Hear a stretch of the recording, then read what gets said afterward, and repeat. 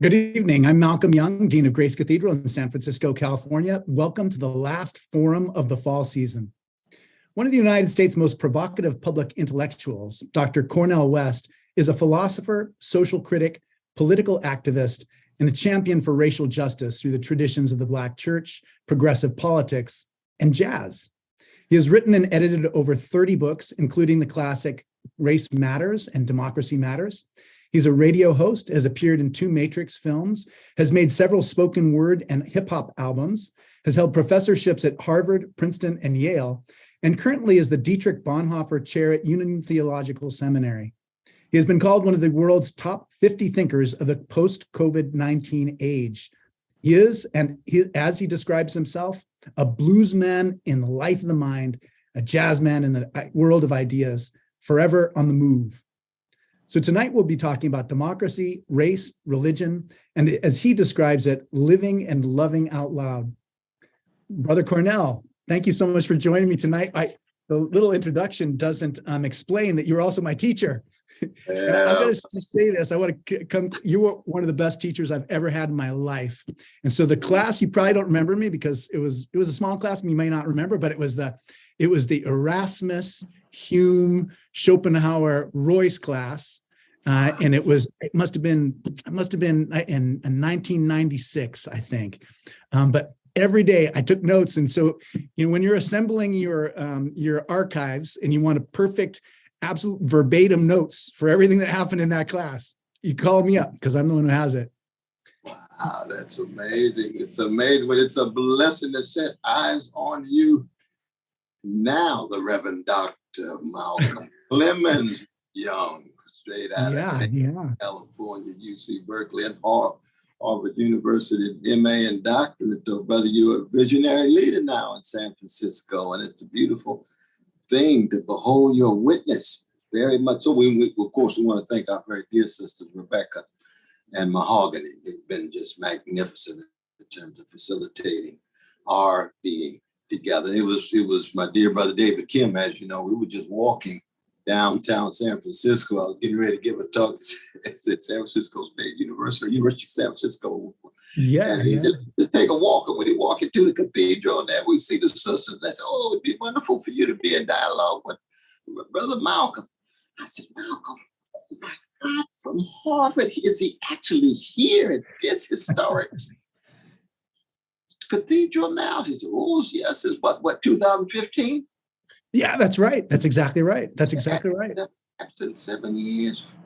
I know it goes by in a flash. And I think one of the most helpful things that you gave me, among so many things, is you gave me a lot. I mean, one of the things that I learned from you is just the idea of white supremacy is just part of my vocabulary. You helped me open my eyes so much about that. But I mean, in much more in so many other ways, you've helped me. I mean, I love your sense of style. And, the first question I want to ask you is, what is being cool? Like, what is cool? I loved reading in your autobiography or autobiographical book about just taking seriously, how do you present yourself in life? The presentation of self in everyday life, that Irving Goffman book. But I've always appreciated the way that you thoughtfully think about how you present yourself in life. Yeah, no, I appreciate that question. I want to salute Sister Heidi, the First Lady. The First Lady, who's right here off camera. We salute her, two precious ones. But for me, my brother, I grew up on the chocolate side of Sacramento, California. Irene, Clifton, West, mom and dad. I'll never be one half of the human being that they were. Both of them are passed now. And my brother Clifton went to UC Berkeley too, with you, class 72. That cool for us always meant being soulful.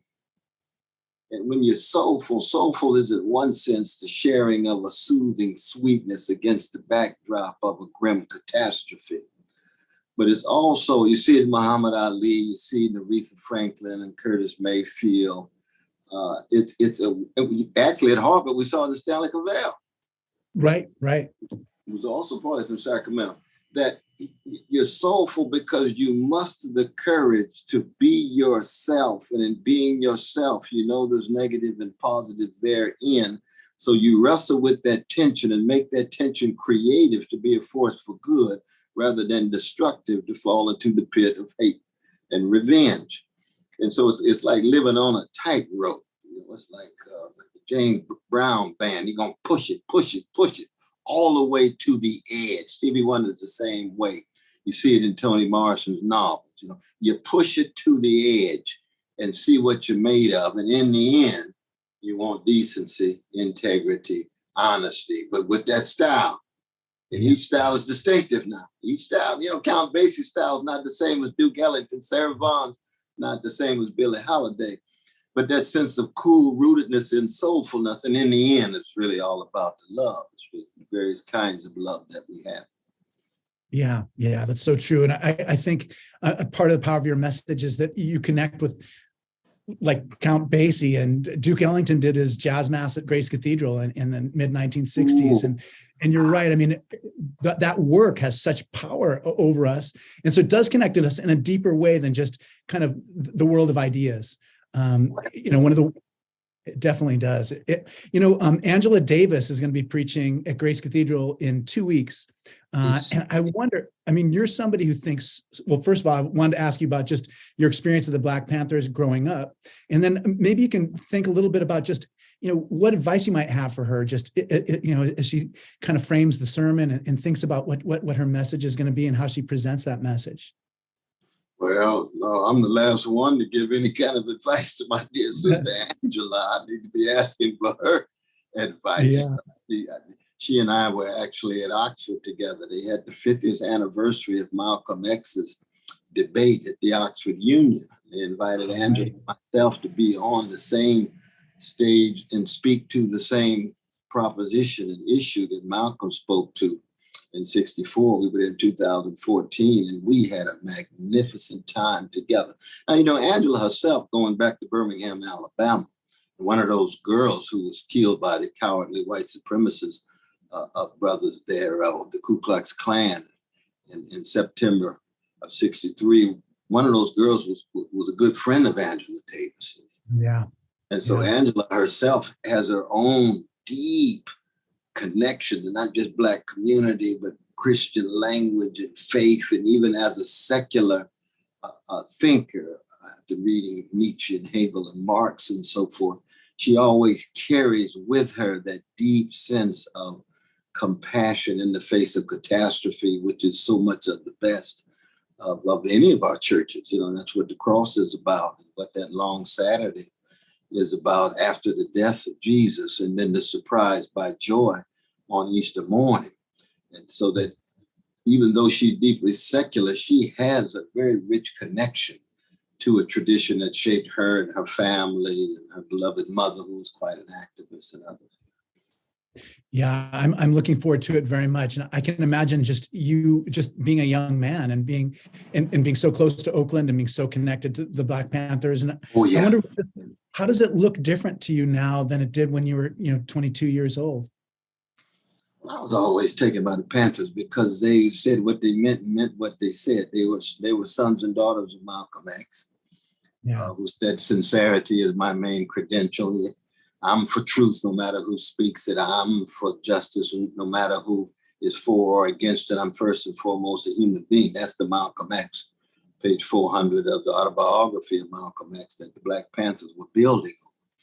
It's just that they were so anti-church and anti-religious. You see, I am a Jesus-loving, free Black man. So I would always bring my Christian faith with me when I worked in the breakfast program, when I worked in the prison program. That was one of the reasons why I never felt it right for me to join the Black Panther Party. I could work with them in solidarity, never just an ally, but in deep solidarity. We get shot together, we get shot together. But because they were just so hard, they had a certain dogmatic view about religion that I always felt that was something that needed to be called into question. And these days, of course, we don't really have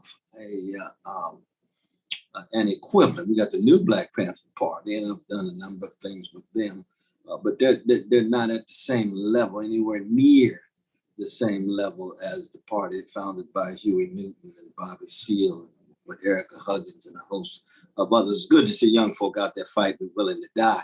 But the Black Panther Party founded by Huey, Huey Newton was a PK. You know that, preacher. Yeah, I did. Yeah. Reverend Walter Newton from Bethel Baptist in Monroe, and he was assistant pastor at Antioch Baptist right there in Oakland.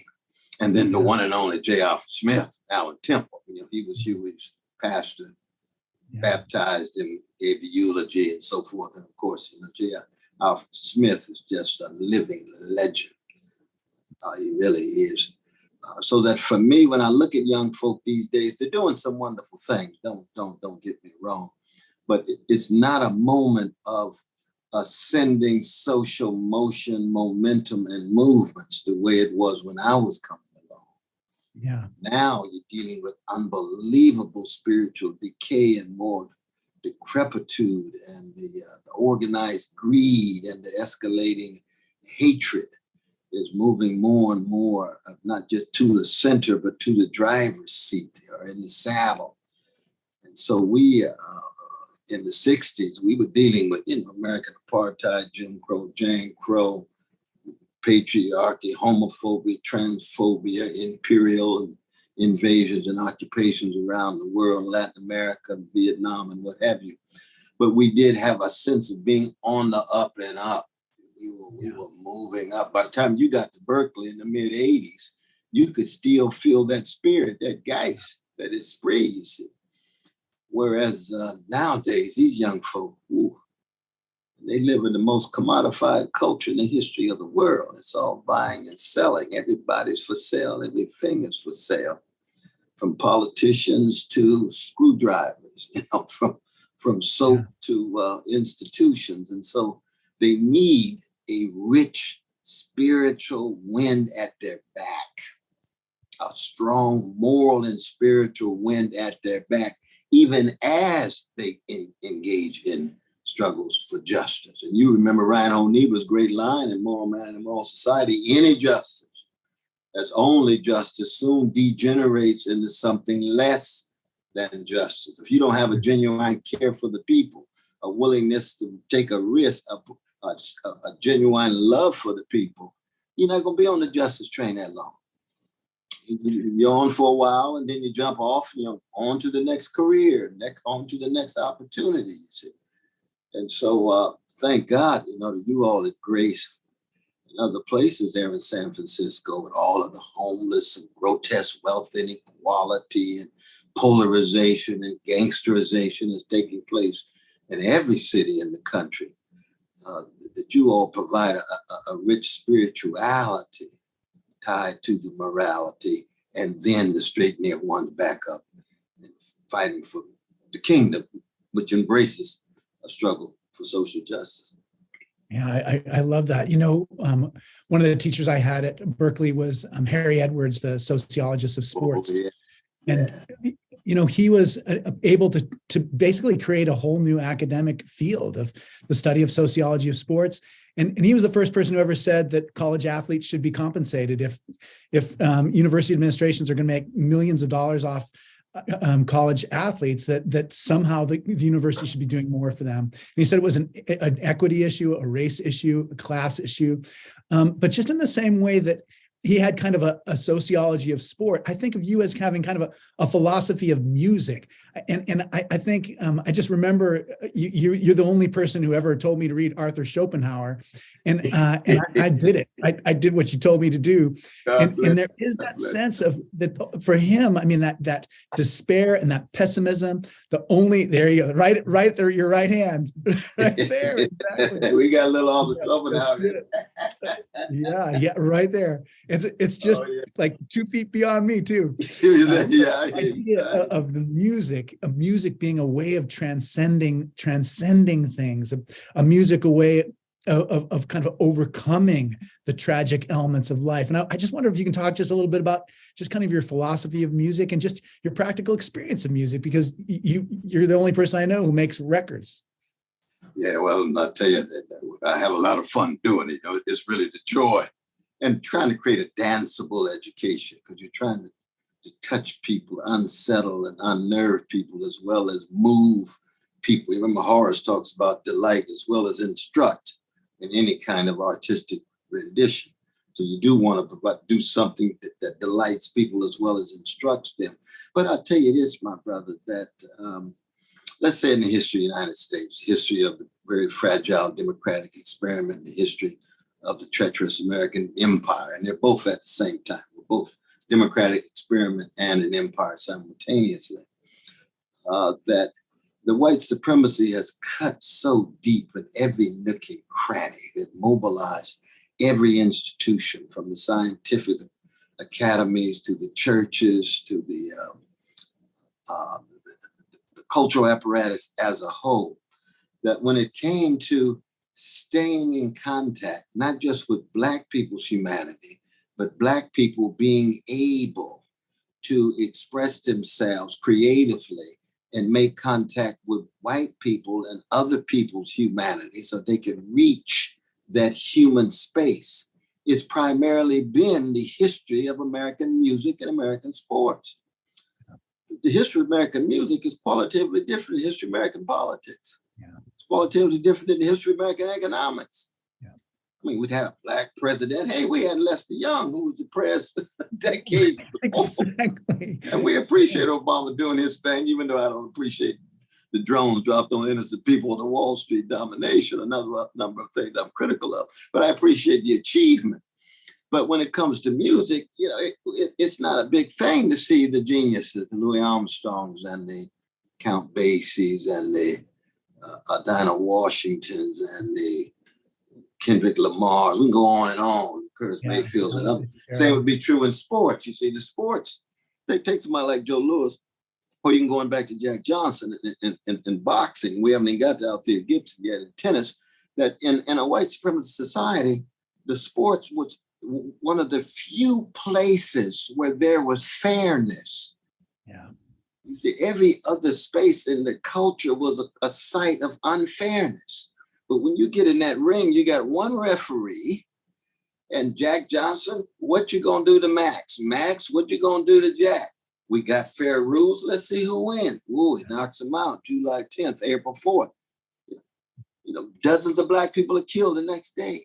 Yeah, yeah. Because it's symbolic triumph in a context of fairness. The Black man wins. Yeah. Joe Louis, Muhammad Ali, we can go on and on. Sugar Ray, all of these are great athletes. They're artists, essentially, you know, but what the Greeks would call arete at the highest level of excellence. But it's in a context in which they were given a chance. Yeah. They were given a chance. And even just a voice. And you're right, Muhammad Ali is a kind of poet of modern life. Like, what other athlete has come to us with a message in quite that way? I mean, although I do think of other Black activist athletes, and that is a way that we, right there. Yeah, and you know who edited this book? Toni Morrison. Oh, wow. My Own Story. Toni Morrison was the editor at Random House who got this book, just like she got Angela Davis's autobiography. Yeah, that autobiography. She was writing, you know, actually begun to become more famous writing novels and things. But I didn't want to cut you off. But No. Heidi's been handing me all the Schopenhauer books. There's a whole shelf. Long live Arthur. I know. Arthur, you know, he went to Rossini operas every night with his dog.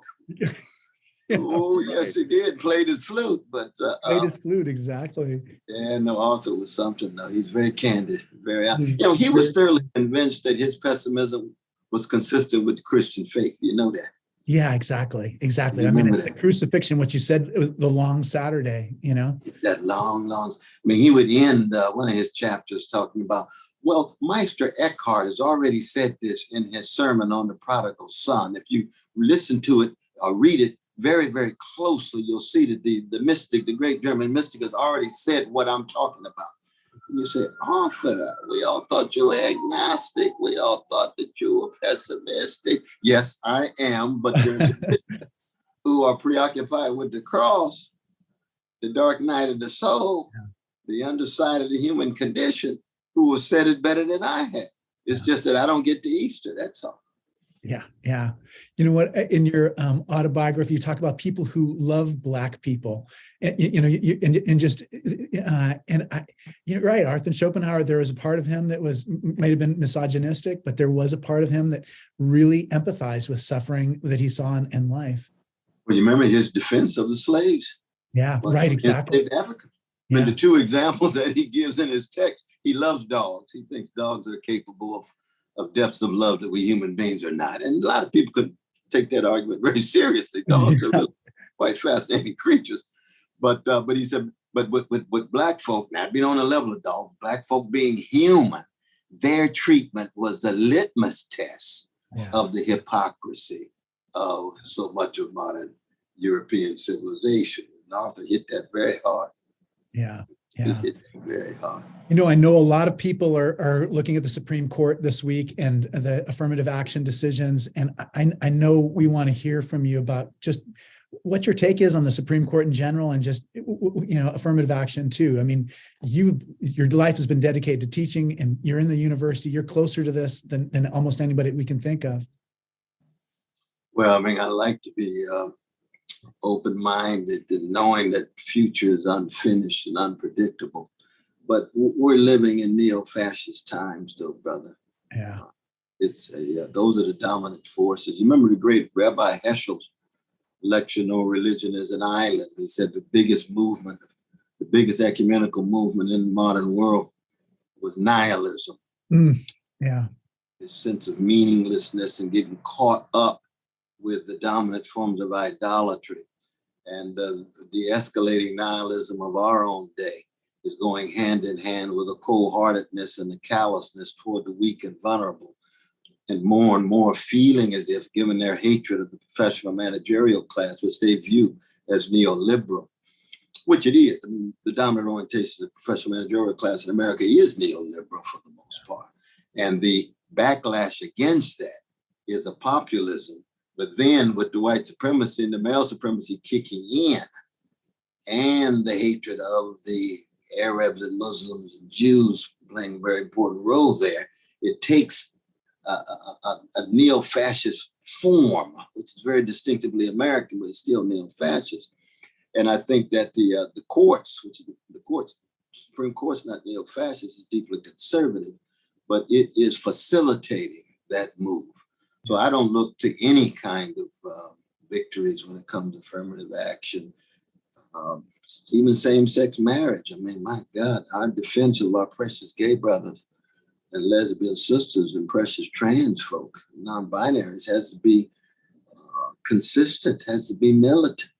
Yeah, because yeah. I mean, that's what we're entering. These are very grim days. I think grim days. Yeah. There's just a lot of fear here in San Francisco. It's almost tangible. The sense of just impending doom, that everything just hangs on a knife edge, and just wondering how far this will all take us. But we shouldn't get discouraged, though. That's the important thing. That's what it is to be a blues people. And the blues is not a function of skin pigmentation. The blues is a function of spiritual formation and moral cultivation. And it can come in our own Christian form, you and I holding on to a Palestinian Jew named Jesus. It could be Judaic, it could be Buddhist like the late great Bell Hooks. It could be Hindu like Gandhi. It could be comes in a number of different forms. It could be secular, Dear brother Michael Lerner, we just lost Peter Gable, Tikkun magazine. These are two towering Jewish figures in the last 50 years who've been prophetic till the very end. So we need as much as we can get, as many as we can get in this anti-fascist coalition against the escalating neo-fascism. But we shouldn't get discouraged. We just have to be very honest and candid with what we're up against. And we happen to be living at a time of such just overwhelming spiritual decay and moral decrepitude, as I said. Yeah. I mean, I think so much of the power of your classes is being able to introduce young people, to talk to them about kind of resources for understanding the tragic part of human life. I think of even just, we read a little bit of Herman Melville in our seminar together. And I think you do a good job of just helping students to be honest about that tragic part of life. And I wonder if you can talk just about other figures that you think are are kind of helpful for us to look at, to understand our own their own tragic sense of our own time. My dear brother. Oh yeah, right. Source of self-regard. Yeah. Toni Morrison. Right. And who are one of the heroes in Toni Morrison's text? Herman Melville. Yes. Yeah. There's another one. Yeah. Lorraine Hansberry. Yeah. You see that? And that Raisin in the Sun is not about upward mobility. It's about wrestling with forms of death, the way in which the old man dies and the fight over his money, how that money is going to be divided. And how do you make the shift? Talking about freedom on the one hand, and now little Walter only wants to talk about money and finds himself spiritually empty, and he gets pimped by his gangster friends, losing the money, and he has to come to a awakening. And we talked about this awakening in the sense of Thoreau. Yeah, so yeah. It's not just being woke in a matter of a new consciousness, because you stay woke, you're going to suffer from insomnia. Yeah. Yeah. But Thoreau had a conception of waking from sleepwalking, and the sleepwalking of those that's on their backs that the status quo remains. And when they wake up, their backs become straightened. Brother Martin used to say, anytime ordinary people straighten their backs up, they're going somewhere, because folk can't ride your back unless it's bent. Yeah. That's the kind of awakening. Sly Stone, Vallejo, stand. You've been sitting much too long. There's a permanent crease in your right and wrong. There's a cross for you to bear, things to go through if you going anywhere. That's Sly from Vallejo. See, yeah. Very genius that he is, still going actually. So that we shouldn't get discouraged, but we, in our attempt to be courageous, we have to realize that we're up against, some very, very ugly forces, really. Hounds of hell in the language of Howard Thurman. Yeah, yeah. My wife Heidi wanted to ask you about your experience of the Matrix films. What was it like making them, and just how do you look back on those days when you're working on that project? Oh, I thank your dear wife, my dear sister Heidi. Though I tell you. Yeah, those were some golden days, man. At Wachowski's, the artistic geniuses. We had reading groups. We were down in Australia when the films were made. We made both 2 and 3 at the same time. So we had our lines for both films. We can do 2 one day and the third one the next day, go back and forth. But he'd have reading groups. And who would he read? Schopenhauer, obsessed with William James, The Will to Believe. Wow. Oh, yes. These are very philosophically oriented artists. Interesting. That's so fascinating. Now I'm going to go back and see him in a different way. Keanu show up there with his reading text, but old brother, Marvin Gaye's daughter was there. Nona was there. Who else? We had a whole group there. Jada. Oh, yeah. Jada Smith was there, and Will would show up sometimes because he came a couple of times when we were down there, but she was there in the field. And we just had these magnificent discussions. It was very rich. Yeah. Well, they were so lucky to have you there. You'd be the perfect person for a conversation like that. Fishburne had a lot to say about that. So what kind of, where does his thought come from? I mean, what were some of his influences? Fishburne? Yeah. I think Fishburne actually was deeply shaped by the great playwrights. Oh, right. Right. Great playwrights. It was August Wilson. It was Lorraine Hansberry. It was Eugene O'Neill. It was Tennessee Williams. And then going all the way back, in the West to Shakespeare and Sophocles. His office was right next to mine. And I actually had probably the greatest book ever written on Antigone by George Steiner, the late great George Steiner. I remember, yeah. 83 called Antigones. You remember with an S at the end. And oh my God, some of the most majestic literary criticism ever written in the last 50 years. Page 231 to 277. He was talking about the 5 conflicts that's at work in Antigone that all of us have to come to terms with. It's the erotic in terms of the love between 2 persons. It is family in terms of mother, father, daughter, son. It's the individual and community. And then it's the quick and the dead. And then it's the human beings and God. Yeah. And yet all 5 conflicts simultaneously enacted in Antigone. Yeah. It's very hard to find any play in which all 5 of them are going on at the same time. Right. Hamlet has about 2, but we won't get into that, right? But we would have these discussions. He would say, Dr. West, let me take a look at this George Steiner. I said, that Steiner got a lot going on now, brother. I got another shelf load of George Steiner in that office over there. Oh my gosh, right next to Fergus Kerr.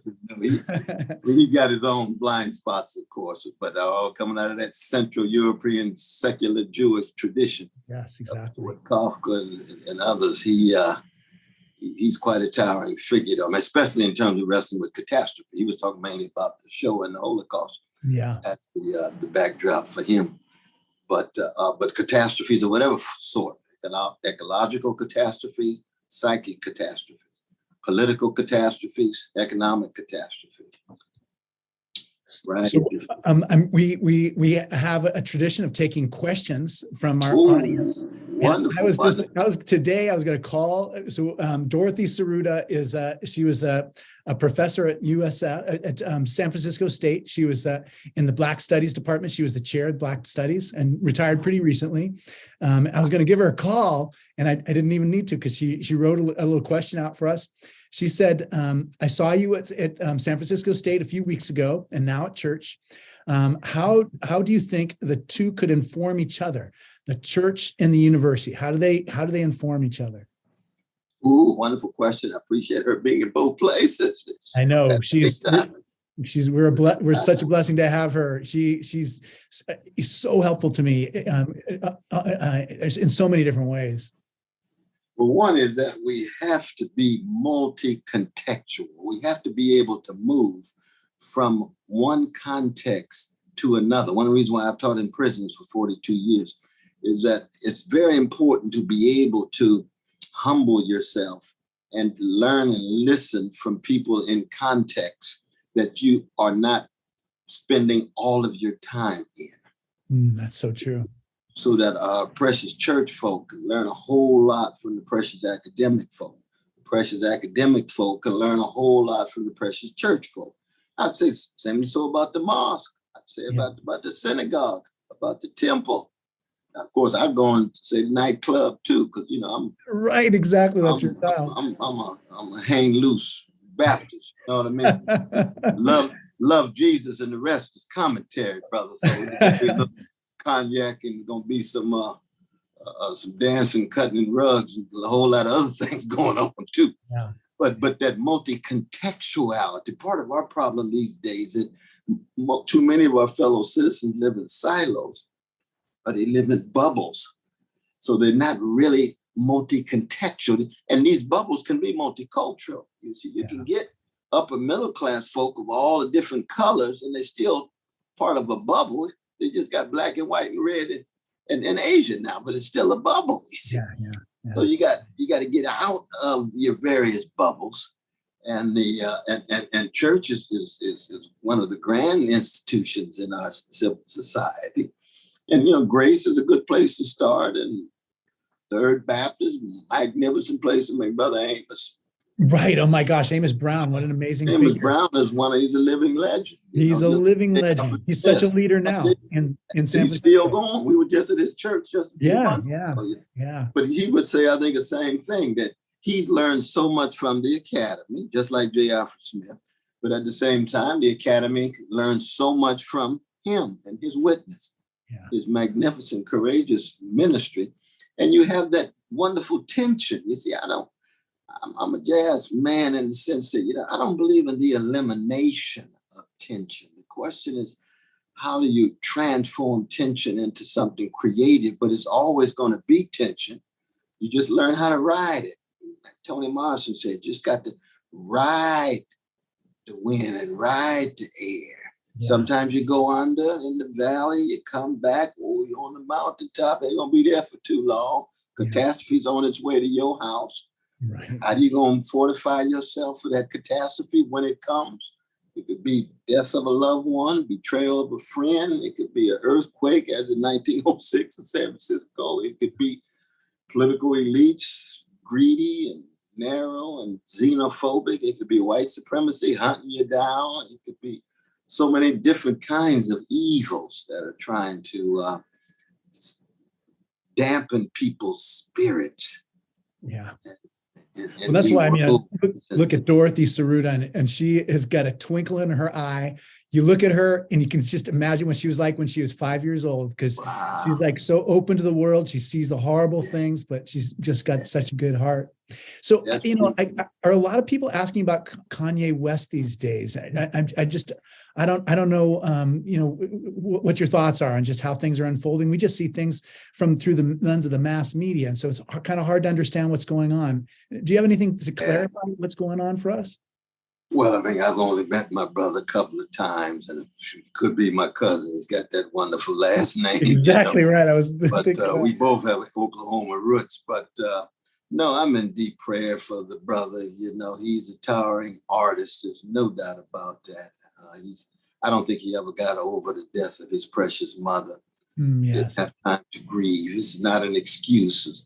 So many things that he has said, I think, are just wrong, unpersuasive, in many ways just deplorable, but he's still a human being. So I don't trash anybody. I don't believe in trashing anybody. I believe in, I'm a Christian in terms of hating the sin and still loving the sinner, or hating the domination and injustice and still trying to stay in contact with the humanity of the perpetuator of the domination of injustice. I mean, it's just sad that he gets so much attention. Yeah, it is. And, you know, you got all of these wise folk, black and otherwise, and he says something that is completely wrong or xenophobic or whatever, and he gets front page treatment. You say, "Oh Lord, have mercy." But that's part of our celebrity culture. That's part of our. Yeah, it's been very difficult to just watch that unfold. You know, I mean, one of the things is I think about this a lot, because you really did grow up in a totally different world without the technology of communications that we have, without the websites, the internet, email, social media, all the other things. I wonder if you can talk a little bit about just how those technologies, communications, are changing us. I talk a lot about just like the Gutenberg Bible, and 5 years after the first run of Bibles were printed, people had no idea what this was going to actually do and mean. I wonder if you can talk a little bit about what these technologies mean for the human spirit and for our ability to connect with each other. Wow, nothing better. You got wonderful questions. I'm telling you that. Well, you're very sweet.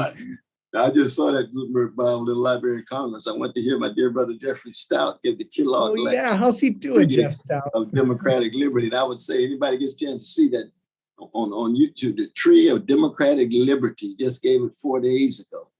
Oh, great. I'll check it out. Powerful. And there was the Gutenberg Bible sitting there. And we, of course, began this discussion talking about the great Erasmus, who was the greatest public intellectual in the history of the modern West, no matter how far we go, and given his unbelievable influence, very much facilitated by that new technology. Exactly, totally. Facilitated by that new technology. Yeah. But there's no doubt that part of our problem these days is that it's just hard to gain people's attention and to get them to focus on things that deeply matter, like life and death and joy and sorrow. Our market-driven culture is one that promotes a joyless quest for insatiable pleasures. And that's not the kind of attention that one needs to live a wise life, a loving life, let alone sustain a democracy. You've got to be able to attend to public life, attend to integrity, honesty, decency, enact it, embody it.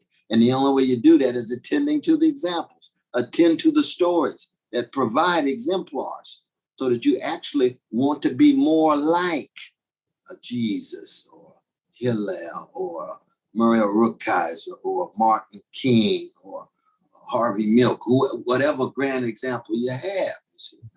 And it's just so difficult to do that. And the modern technology is, that's T.S. Eliot, brother, distracted by distractions with distractions, and more distractions and more distractions and more distractions for money. See, that's important. It's not just happening in a vacuum. It's under the aegis of capital. With Brother Musk now taking over Twitter. Now, what does that mean? The richest man on the globe who thinks that somehow he is the authoritative X or Y and takes over this major technological instrumentality. Now, we don't know exactly what he has in mind. Doesn't look good so far. Yeah. I don't know. What did you say? The N word went up 500% the first day. I heard that too. Yeah. Oh my God. Yeah. So one person controlling the town square, the discourse in the town square, it's very upsetting. It's like, good God, it's worse than the old days of the kings and queens and monarchs with these new oligarchs, because they do it, they think, in the name of freedom. I mean, he really sees himself as a free marketeer. He sees himself as promoting liberty, and I am deeply committed to rights and liberties. People do have a right to be wrong. Yeah. So we have to allow for people's views to express. I mean, the anthem of Black folk, lift every voice. It's not follow my voice, I'm the Pied Piper, fall in line. No, when you lift every voice, you're going to have right wing, center, left wing, so forth and so on. But when the power shifts so drastically and so rawly and coarsely toward people who seem to not even seem, but actually have such a callousness toward the vulnerable. Brother, that's Thrasymachus triumphing over Socrates in Plato's Republic. Might makes right. Yeah. Power dictates morality. Yeah. That's the makings and forms of neo-fascism. Yeah, it really is. I think so much of just, I was so inspired by Race Matters, Democracy Matters, but just knowing you're such a deeply democratic thinker. And I think, I saw you like dozens of times at different American Academy of Religion meetings, the neo-pragmatism and pragmatism meetings. Yeah. That form of philosophy just speaks so deeply to me. There's so many times I'm not using the language or referencing the thinkers, but I wonder if you can talk a little bit about pragmatism, your book, I was partly what was introduced me to pragmatism. I was, the American Invasion of Philosophy. Remember that book? I do. I have it right here. 33 years ago, we talked about the tree. We just talked about the tree. But talk a little bit. Could you tell us a little bit about just like what attracts you to pragmatism? How do you describe it to ordinary people? Well, Sly Stone wrote a song called I Am Everyday People. Yeah. Everybody is a star. You see, and pragmatism comes out of Ralph Waldo Emerson again. You know this from Stanley Cavell's work and others, right? And Emerson is fundamentally about the extraordinary found among ordinary people and ways in which everyday people, when they ascend to form of spiritual moral excellence, can take their genius and transform it into practical power. That's the last line of his great essay on experience. The world exists in order for, and by genius, he didn't mean isolated individuals out there thinking they're so smart. He meant geniality, the largeness of their vision, the largeness of their hearts, the largeness of their minds being translated through public life into a practical power that sustains democratic experiments. John Dewey's great essay on Emerson was The Philosopher of Democracy. Yeah, exactly. In 1903. And so that's very much part and parcel where I come from. I didn't read it initially in Emerson. I heard it right there in when James Cleveland wrote his classic song, Ordinary People. Right. God uses ordinary people. That's Hebrew scripture. It is. David, Joseph, Esther, these are ordinary people standing up in front of kings and powers and committing sins, but also trying to transcend it. These ordinary, everyday people ought to be at the center. Of course, Abe Lincoln used to say what? God must really love ordinary people. God made so many of them, right? But that's Lincoln's democratic sensibility, even given he's still wrestling with certain kind of white supremacist elements, but he's still concerned about trying to make sure that Black people at least can vote and playing that crucial role in overthrowing the Confederate army. But it's really democracy, not so much just as a mode of governance, but as you know, a way of life. Yeah, completely. And that's what jazz is, symbolic democratic action. Yeah. Because it's ordinary people picking up instruments, Some of them gonna play them better than others. Some of them working harder than others. Some of them gonna have a genius like Coltrane. Some of them gonna be sweet like Ben Webster. Some of them gonna be magnificently capacious like Mary Lou Williams.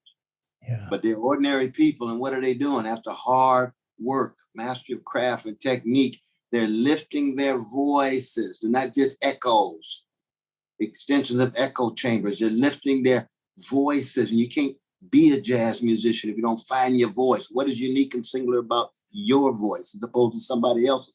And when you get all those voices together, like a jazz orchestra or a democratic society, then ordinary people are going to be saying, we don't choose to be poor. We don't choose to go to decrepit schools. We don't choose indecent housing. We don't choose lack of health care. We want that for everybody. And yet we want a spirit of, it's more than just love, though, but it's a sensitivity, a for realness, and a vulnerability, and even an intimacy. That's the stuff that matters in a human life. Yeah, I just think of Charles Sanders Peirce, this idea of this evolving consensus on what is true when we bring our deepest self into the conversation. And I love that vision. I mean, the pragmatic question of what is truth, James talking about the cash value of an idea, it is part of that. It is. And the two great traditions in the history of the American empire is Emerson, Walt Whitman, culminating with James Baldwin. Yeah, right. Melville, Eugene O'Neill, Faulkner, culminating in Toni Morrison. Yeah. And they go hand in hand. It's just Melville is grimmer. Yeah. He's darker. He's got a sense of the tragic that cuts very deep in that Moby Dick, very deep beneath your cerebral, very deep in Confidence Man and Billy Budd. Emerson's got a sense of the tragic, but it's not as deep as Melville's. Yeah. I think of that doubloon chapter when in Moby Dick, when they're swearing allegiance to Ahab, and I mean it's funny. I mean it's it's democracy. It's a community. It's multicultural, exactly. Same sex, part of it, exactly. Same sex relationships, completely. He's 32 years old when he publishes that novel, man. Yeah. And he said that writing it was like being boiled in hellfire. Well, it was one of my favorite things, by the way, I just got to say about your autobiography, when you said, I'm a reader. And I was like, she said, I'm a reader. I could never stop reading. And, but writing, I enjoy writing. I'm glad to write, but it's not the only thing. It doesn't keep me alive. And I felt that resonated so deeply with me when you said that. But we have tons of questions that are coming. Oh, sure. So one question which was related to the one we just had is, what is your outlook on the current state and future of democracy? Depends on how hard we fight for it. I never talk about the future independent of what we do now. The future is not something external to the present. It depends on how well we are connected with the sources and resources of the best of our past that we mobilize and then use to intervene, to act, to think, to laugh, to imagine, to fight, to organize.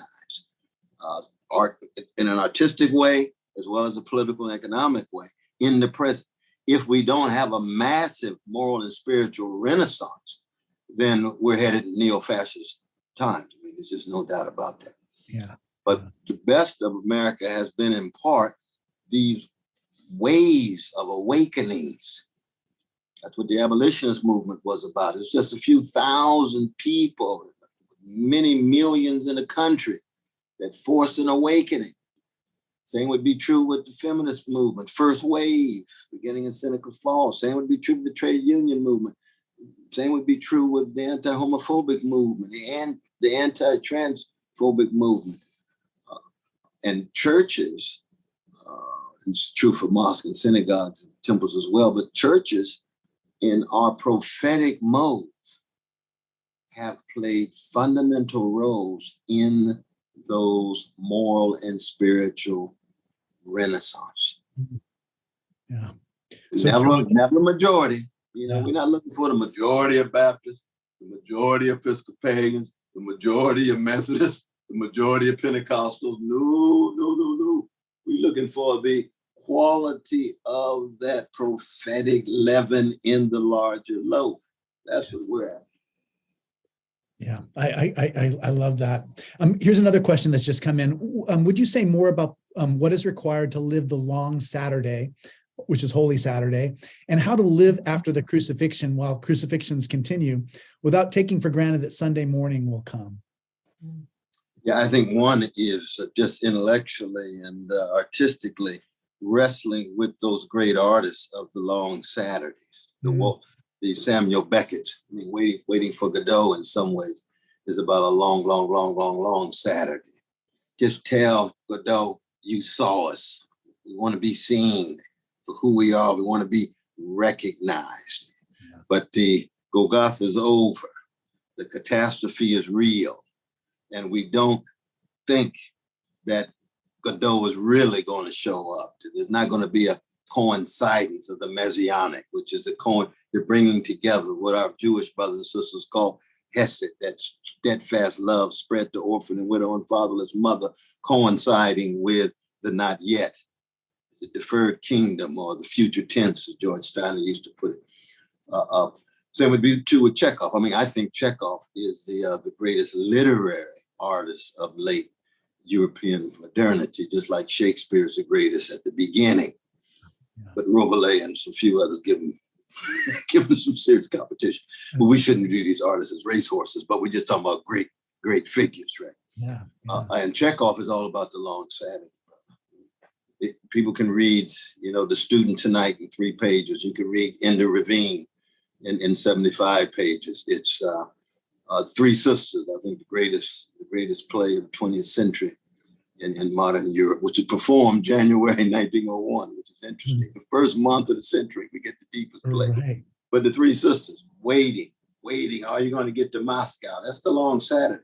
So the question becomes, how do you equip and fortify yourself for that? And that's what you're able to see in how Chekhov and how Beckett and the others try to generate forms of connection and camaraderie and conviviality and community. It's much more difficult for Beckett than it is for Chekhov. But for Chekhov, it's hard too. And we know in our churches, it's very, very difficult because that long Saturday element is always there.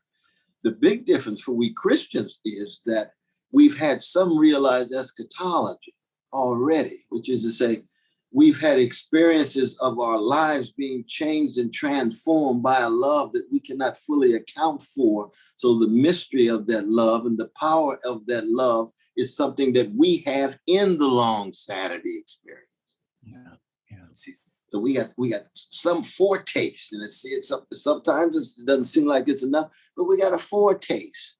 This miracle of love, even given the wretched creatures that we too often choose to be, and yet the wonderfulness of that love that is undeniable if you've really undergone the metanoia, the transformation, the conversion in one's connection with that Jesus of Nazareth, you see.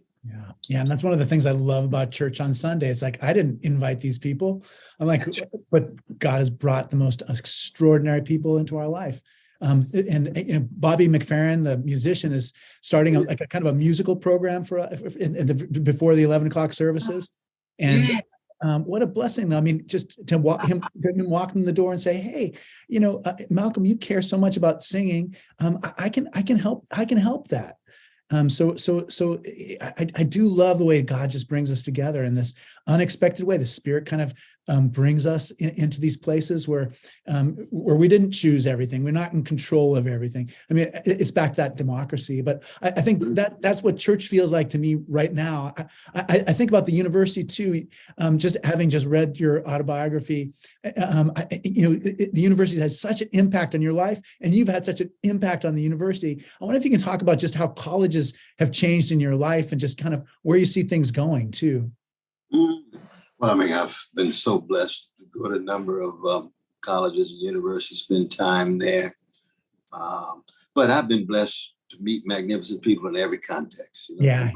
On the block, around the When corner. you're talking about prison, I was thinking about people I've met in prison are like the last people in America who can focus and concentrate on something, right? Because they don't have cell phones. They're always, And it's no accident that Waiting for Godot was their favorite play, just like Zoom or the Commodores is their anthem. Zoom, I want to fly away. It's a freedom dream. yeah. Trying to get some distance from all this pain, a sense of what it would be like to get outside where I can stretch out and be myself fully outside of these bars and so forth. So it was that yearning, the Ernst Bloch principle of hope, the not yet still having this power to reorient people in a certain way. Yeah. Now, for me, I mean, colleges these days are like any other spot. They produce professional managers, and they're more and more commodified, highly professionalized, more and more bureaucrats in the administration as opposed to faculty, because they're more and more top heavy. The students are viewed more and more as customers rather than citizens in the making. And so just like in church, we're in the world, but not of the world. We have to be in the university, but not of the university. Yeah. I tell the brothers, be in the prison, but not of the prison. Yeah. You got access to a love of freedom, a history, a sense of what it means to be human that's different than the prison, but you're there now. You're going to be moving. And all of us have a death sentence in time and space anyway. Yeah. And so in that sense, we're all dealing with how we're going to wrestle with death, dread, despair, disappointment in the world, but not of the world. Right. And so the academy can have magnificent things going on, but its dominant orientation more and more, my dear brother, at your beloved Berkeley and our beloved Harvard, and even at Union, God bless Union Seminary, great place that it is. We've got to resist the commodification and the bureaucratization and focus on vocation. What's the call? What is your relation to the best of the traditions that inform you, whatever they are? And most importantly, what kind of backbone? Yeah. What kind of integrity? What kind of courage? Back to Muhammad Ali, 22 years old, fighting Sonny Liston. Yeah. Has he lost his mind? Yeah. Oh, I mean, just imagine how scary that would be. You're right. Practice, he did all that he did and still needed some spiritual, support. Of course, Malcolm X was there at the fight. Yeah. With Sam Cooke giving him some real spiritual advice. But he comes out of Mount Zion Baptist Church, his beloved mother, Odessa. Right. She's a bona fide member, took little cashes every Sunday to Mount Zion Baptist Church. So even when he becomes Muhammad Ali, even when he becomes a Muslim, first member of Nation of Islam under Honorable Elijah Muhammad, then breaks and becomes a Sunni Muslim, he still has the stamp of those Black folk in Louisville, Kentucky. Bell Hooks got the stamp from those folk in Kentucky, even when she becomes a Buddhist. Yeah. And we miss Bell. We miss Muhammad Ali. We miss so many, though, brother. We miss so many in these days and time. I don't want to let the time has just passed so much. Everybody told me, don't ask him about Charles Sanders Peirce. Don't talk to him about. No, I'm glad you did. I'm glad you did. But I had to. And not enough of your students can say this, but I want to just tell you how much I love you. And what a gift your life has been to mine. And I'm still on the reading list that you set me off on when I was in my 20s. And I'm still blessed by your ministry to me. Every year, I'm blessed by what I learned in your class. Wow, that's beautiful. And the beautiful thing I can say is, in addition to your brilliant mind, that your heart is still golden and it's bubbling over with a joy and a zest for life and light. You were like that then. And thanks to Heidi and your mama and daddy and kids and friends and faith, you still got that, Brother Malcolm. And that's a beautiful thing. A beautiful thing. We both very blessed in that regard, don't we? We are. And I tell you, reading your Living and Loving Out Loud book, I just was so blessed to be able to read that, because I've always wanted to know the story of the person behind all these ideas. And that was a gift to me.